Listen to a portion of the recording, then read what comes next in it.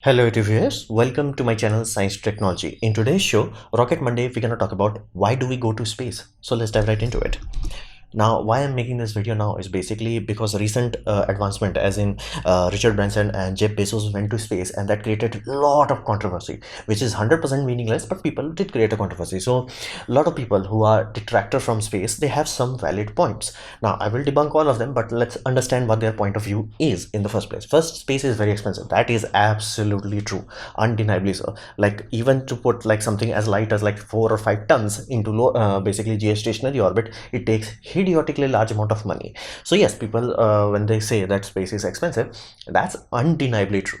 Then we come to another aspect, that is progress is very slow. What does that? Think of it this way: there are many space projects that they're like, okay, we launched it, and people will be like, okay, you launched it, now what? Oh, now we wait for 10 years.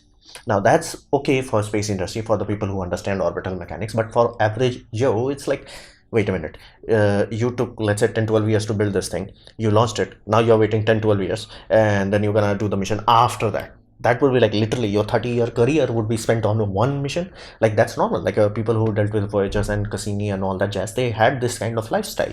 But like that's undigestible to normal people. That it's so slow, and you can even look at the progress. It's like we are not going from like 2G, 3G, 4G, 5G. Where like rocket technology almost stalled after 1970s when Soviet Union fell, and after that only now recently, as in like after SpaceX finally started to put some new thoughts into the mix, and then technology started to progress again. So reality is it's very slow. And then when we come to this aspect, as in like going to space tourism, reality is as of now, when we are making this video, less than 1000 people have been to space. We are at almost 6-7 billion people on this planet. That simply translates to such a low percentage that is not even like, it's not even funny. It's like 0.0000000 too many zeros. It's like, and even if the prices are dropped, like at best case scenario in upcoming few years, we are only expecting 0.0001% of people can actually access space. So it's not something that like yes, there are a lot of people in ISS, but that's a lot of people is very less. Like there are more people in nuclear submarine than there are in ISS. So reality is it's very elite, so to say. And then we come to another aspect. Engineering wise, this is very difficult. You build a high speed train, it works. You build a passenger jet, it works. At this point in time, almost all mode of transportation is kind of reliable. When we come to space industry, that's like lol. Like for example, space shuttle was built by the brightest mind possible, and yet it had fundamental flaws that was like that made it flat out failing every single front. And it had accidents, not one, two accidents, and total loss of life was huge. So fundamentally speaking, engineering wise, many people might simply say, dude, it's too goddamn complex. It's like, if best of the best cannot make this work, who the hell am I to try? And then we come to another aspect, is like there are more than 200 countries on this planet, and if all those 200 countries can survive without a space program, why does your country or whatever, like India, China, USA, all the jazz, it's like, why you are burning money on this sort of endeavor? So there are some valid points why people want to basically hate space system. But you have to understand, we gain a lot. Yes, we put a lot of money into it, but we get much more useful wisdom.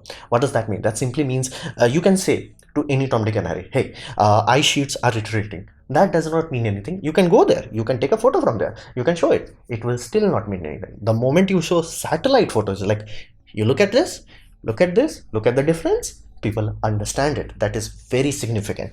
So this understanding of actual reality, actual scope, actual size of it, it's very important. And you have to understand this. Many times we want to pass out laws that are like beneficial to us, but unless you can visualize that data, like people are, what do you want to do, why you want to do, it's like most people are so detached to it. And again, it's not their fault, they have enough things to worry about in their own life. So now you're gonna tell to them, it's like, oh, ice sheets are retreating, you need a way to, like, what we call elevator pitch it. Ta-da! So wisdom wise, like how much knowledge and wisdom we gain from space, that's priceless. We can actually show, look. Then we come to another aspect. Space environment affects everything. Basically, if any Tom, Dick and Harry says space is not important, ask them, do you think electricity is important? They're like, yes. Here's the deal. If sun sneezes wrong way towards us, bye-bye electricity on half of the hemisphere, or worst case scenario, whole of the planet, simply because the shock that it can create utilizing our Earth's own magnetic field would be so severe, it will create EMP storm that will destroy everything. So how can we prevent it? We can't. We have to just know when it's going to happen, and we can shut down systems. So NASA is the first line of defense for that. So understand that space environment directly affects us, and that's just like extreme case scenario. Even solar output, it fluctuates. It's like, little bit less, little bit more, and these things you can only analyze properly from space. And NASA used that, and utilizing that data point into our weather model allows us to predict weather much more precisely. Whereas like, no, let's say this tornado is going to have a landfall here, it's going to have the goddamn landfall there, because we know every variable that is affecting it. Another aspect is, once we start to study other planets, aka basically let's say Jupiter, Saturn, Uranus, Neptune, or my personal favorite, Venus, we understand how planet evolved through time. Like best case scenario, we are keeping records for what, 1000 year, 2000 year, like. But when you want to study planets, you need to evaluate over millions of years. How can you do that? You have the luxury of Mars and Venus. Both can teach you what can happen to a planet if one of the variables changes. For example, what if you have no atmosphere? What happens to the planet? Planet dries out. Mars is an actual example for that. What happens if you have CO2 emission that is bit too high, bit too unsustainable? You get cooked. How do we know that? We have Venus to prove it to us. That is very critical aspect of reality, where it's like, how do you know?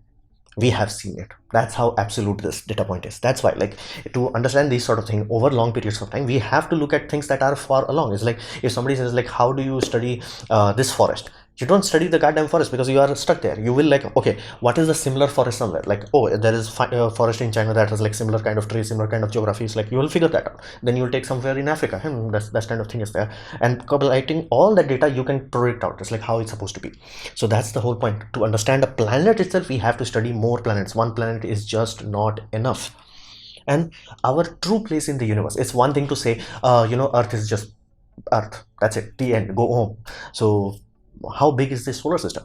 Only in space mission we can truly understand it. Like once you actually say we are traveling at 28,000 km per hour, you're like, whoa, that's fast. How quickly you can go to Mars? Then you say 2 years. It's like, what? So it's one thing to study things, it's one thing to visualize things and imagine things in mathematical terms, but to actually grasp the context of it, like how slow and how small we are, you have to go to space. You have to go out. Like you basically have to move beyond a certain point where it's like, oh damn. So that's the whole reality. In terms of actual knowledge, in terms of actual understanding, it is priceless. So the amount of money we burn into this, that's like, dude, that's like a free PhD. Then we come to more practical, more people are like, I don't care about environment. Okay, I get it. There are more than enough people and more than enough bad science that was done during early days of global warming that people are, burnt from it. Like, no, I don't believe it. I get it. But here's the, you do care about tools. Like, like what kind of tools? Entirety of telecommunication, basically from satellite TV to other sort of system, you rely on those things, and those run on space industry. That's not optional. That's not something that affects someone there. No, that affects you. That is very critical. Then we come to the fact of commerce. People are like, hey, commerce, money, I will like money. Reliable global navigation is only possible because of satellites, basically GPS from USA, GLONASS from Russia, Galileo from European Union, Bindu from China, and Navig is also under construction right now from India. So reality is, how can you be sure that you ship a ship from one place to another, it's gonna go there? Because ships used to get lost all the time. We did not have a proper way of navigating it. GPS. How do you make sure your plane actually goes to the place where it's supposed to go? Because you can drift even a little bit, which used to happen and has happened a deadly consequence where a plane drifted because the inertial navigation system does drift. It drifted, they forgot to calibrate it, and they were drifted into a military base, and military base has a no-fly zone, so they fired a missile at it. Yes, a passenger jet was shot because of a poor navigation system. So reliable global navigation is priceless. It's not something optional. It's not something who cares. No, it's priceless. Then whole weather weather monitoring. Basically right now our weather analysis is so good that literally people can go to farmers and be like, hey, do not plant things that require too much water because we're gonna have very little rain. So you plant a crop that is like, drought resistant. You have a drought, you survive, you do not have a loss of crop. And then when you like, weather scientist comes like, dude, plant something that is flood tolerant. You can do that, and then you will not have a loss when you have flooding. So that's a very direct correlation to your food on your table. And these are the things that we are do on a daily basis. Then we come to mini spin-off technology. What does that mean? That simply means spin-off technology wise, it's like NASA create so many sub technologies. Like they build this system for space and they're like, okay, this is the patent, go YOLO on it.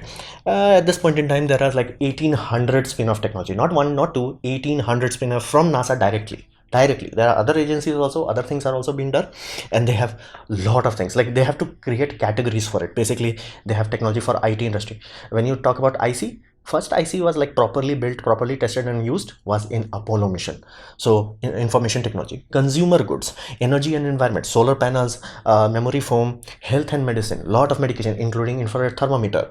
Then you have industrial productivity options, the public safety like emergency thermal blankets, transportation, whole of navigation system. So lot of things has been created for space, and it directly benefits us on our day-to-day life. So even if you don't care about the environment or the wisdom, you care about your bottom line, and that is directly affected by space. So we come to the final aspect of it, money. Most people have no context of how much money actually goes into space, especially the big picture wise. So here's the reality is NASA barely runs on 1% of US annual budget. That's it, 1%. Like Apollo mission, they go really high. They were swimming in money. How much money was that? 5%. That's it. That's how much they need. Like that's all, and that's high, by the way. Other countries are even lower than that. So reality is, we spend almost nothing on space. Almost nothing. Like if you take Earth as a pool of money, how much? That pool will be smaller if you take out the space money.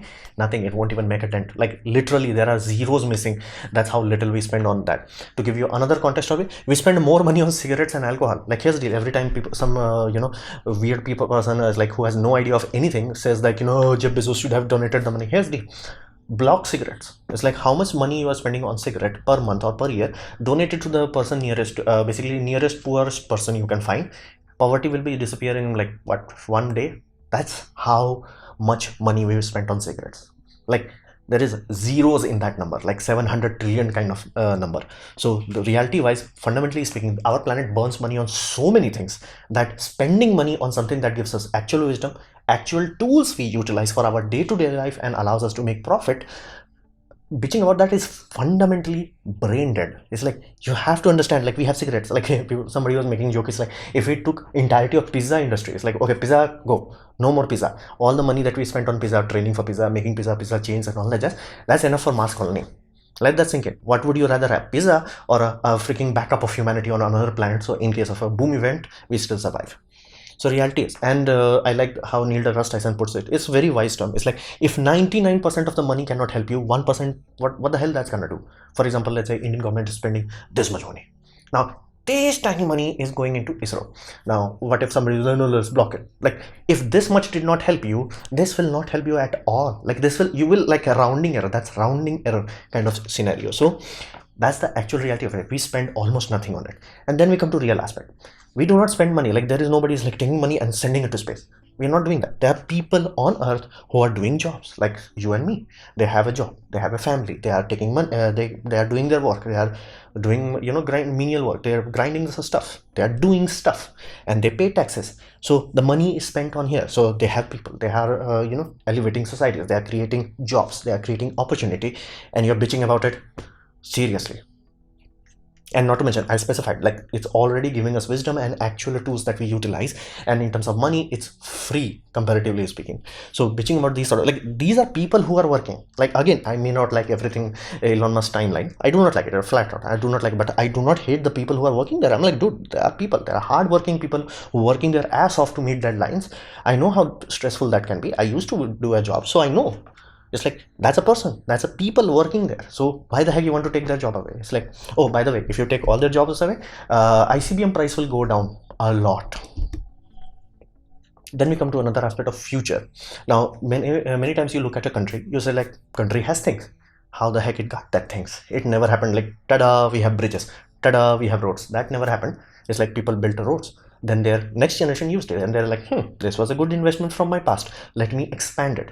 Now we have more roads. Then somebody comes along, it's like, I can expand it even more. I can build new structures, I can build new safety standards and all that. Just like that's how we keep growing it. Road structures are not something that's like, tada, USA have roads. Like that's not how it happened. Like you have hundreds of roads, like for hundreds of years. Over time, people are like, dude, this is important road. Let's reinforce it. This is useful. Let's make sure that it's not getting covered by vegetation. So brick by brick, we build things. So many things are done over generations. It's not done like bridges. Like that's not happened. It's like, oh, this person built all the bridges. No, generations of engineers have to work their ass off. And then you have to build bridges. Some bad bridges that collapsed and taught us things that thou shall not build bridges like this. So that's the only way we reached a point where we have buildings, bridges, aircrafts. For example, aircrafts were super deadly. Why the heck aircrafts are safe now? Because somebody took a risk on it in the bad days. Basically, in bad days, it was a daredevil stunt to go into a plane. Now we don't even care about it. Like, I could go on a plane and land on a plane. A plane was late, man. I'm complaining about that. So reality is, things take time. To become good, it takes time. Now, all our human existence, good, the bad, the worst, the awesome, the epic, everything, it's in one place known as Earth. That means we are one bad day away from extinction. Basically, if any bad thing happen, we are dead, we done, we gone. There is no backup, there is no failsafe, there is nothing that can carry our name forward known as humanity. Nothing other than golden record in Voyager. So that's the reality of it. And then you have to understand, natures have lot of annihilators. Like, so basically, people who have no idea about nature thinks nature is like, oh, warm, kind, benevolent. No, hell no. It's like nature is so brutal that our mass extinction that we are causing, nature is like, oh, look cute. Hey, look at them. They're thinking they're exterminating 50 or 20% of life force. Like nature is like, dude, I sneeze one time badly. It's called supermassive volcano. 90% of Earth's biosphere will be gone. 90%, and that's conservative estimate, by the way. Sometimes we literally have fossil records where like biodiversity gone almost to 0%. That's how brutal nature is, and that happens almost on regularly. It's like we are not even big enough to make a dent here, and nature has done this 6 times before us, 6 or 5 times. But you get the point. Like nature has more than enough things where it's like, oh look, humans, they think they are cute. It's like one supermassive volcano, all our nuclear bomber is like, bitch please. That's how insignificant we are against a supermassive volcano. Then we come to another asteroid. What if an asteroid decides to make love to Earth? We did. That's it. We did. There is nothing. Like best case scenario right now, we have early warning system where we can detect asteroids and be like, okay, this city will at least evacuate that. At least for small one. Big one, if we detect it early enough, we could do something. And that's also another awesome part. Then we have gamma ray burst. This is also very problematic. It's like we will never find it because it travels at almost light speed. It's like, how will you detect it? So reality is, nature has more than enough things which happen regularly. Be very mindful. Supermassive volcano, asteroids, like these things are not something that might happen. These are things that will happen. Question is when. So these things do happen. They have happened in our past and they will happen in our future. And if everything known as humanity relies on one place, we did. It's only a matter of time.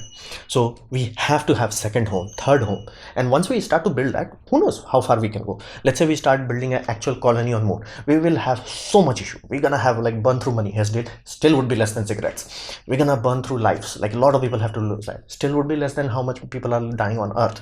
And then we'll have a colony on Moon, where it's like people are there independent. Basically, if they are cut off from Earth, they will still survive. They can even grow or thrive. Okay, people are very resilient, and the more the challenge, the better people rise up to meet it. Then we're gonna go to Mars. We're gonna have a second planet.